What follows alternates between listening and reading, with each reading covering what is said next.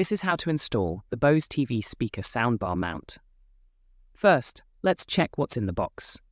1 spirit level, 2 soundbar screws, 2 wall anchors, 2 wall screws, and 1 wall mount. Here are the tools needed for this job. Now let me explain how to mark and drill on different wall types. Start by using the tape measure to find the center of your TV. Then, measure the spot below the TV where you want to place the speaker. Next, use the spirit level to check the wall mount's alignment. Then, mark the screw holes as preparations for drilling. Here's how to drill on a drywall. Use 5/16 inch drywall drill bits with 1 3/8 inches drill depth, marked by tape. Then drill the holes, stopping at the marked depth.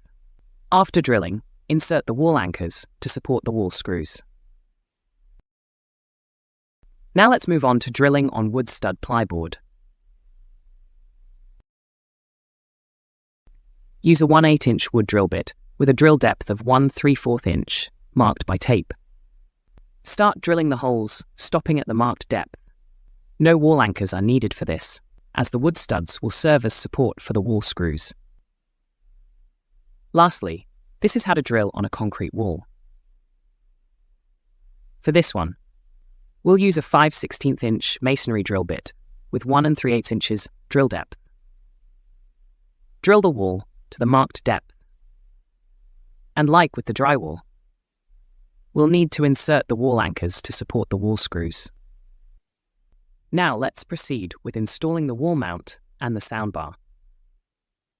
Start by securing the wall mount in place with the provided wall screws.